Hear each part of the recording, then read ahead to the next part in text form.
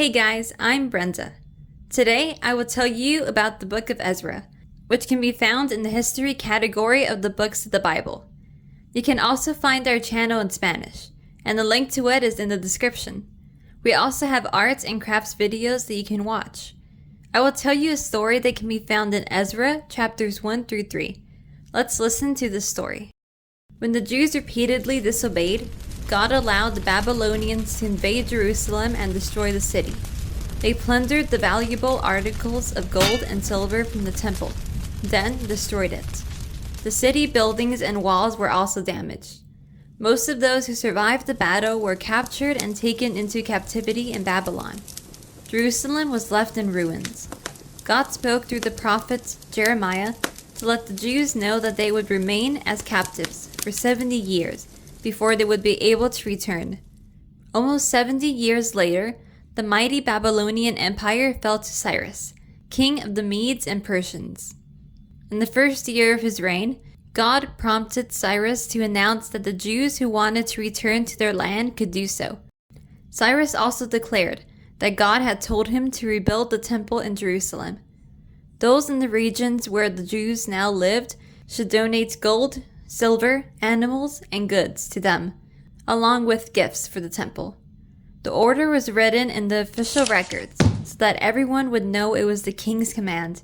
When the announcement was read, the heads of many families, the priests and Levites, prepared to return to Jerusalem and the surrounding region of Judea to rebuild the temple and live back in the land God had given them.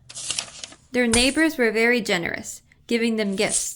King Cyrus returned 5,400 valuable objects of gold and silver the Babylonians had stolen from the temple, and gave them to Sheshbazzar, the leader of Judah. 42,000 people set off with their servants and animals on the long trip back to Judea. When they arrived back in Jerusalem, they found the city in ruins. At the site of the ruined temple, many of the heads of families gave generously to fund the rebuilding work. Over 1,100 pounds, or 500 kilos, of gold was donated and 6,500 pounds, or 2,900 kilos, of silver. Also donated were 100 sets of special clothes for the priests. Then they started rebuilding their houses in towns and cities of Judea. Joshua and Zerubbabel, helped by others, rebuilt the altar of the temple. Then, during the 7th month, the Jews gathered in Jerusalem. Sacrifices were offered to God and gifts given as they celebrated the holiday Feast of Tabernacles. Money was given to pay craftsmen who worked with stone and wood to start rebuilding the temple.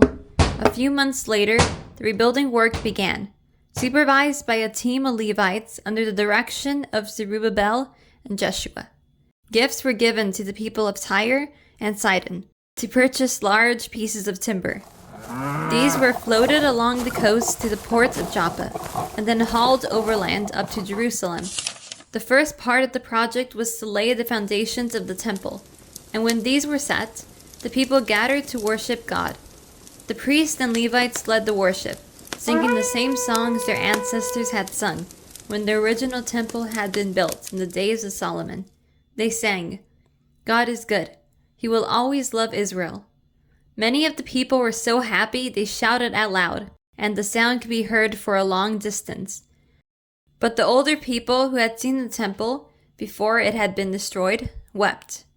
They could see that the base of the new temple would be much smaller than the original one. Everyone made so much noise you could not distinguish between those rejoicing and those crying. In this episode, we saw that God never forgets his promises to us. The only thing we must do is obey and trust in God. We saw how God can use any person to carry out his purposes, and he is always faithful to fulfill his promises. We also saw that everyone joined forces to carry out the plan to rebuild the temple. This shows how each person has a job and a role in God's plans. We also saw how everyone was generous, giving gold and silver to rebuild the temple. God is pleased when we have a generous heart. When we give to his work, we should always do it out of love and not out of obligation. Besides, giving to the work of God is a voluntary act of gratitude to him for his generosity. We should always be happy to be able to give to the work of the Lord with our tithes and offerings. And God will also bless those who give with a cheerful heart in many ways. Thanks for watching, and please see our other videos. Like and subscribe. We'll see you in the next episode. Bye!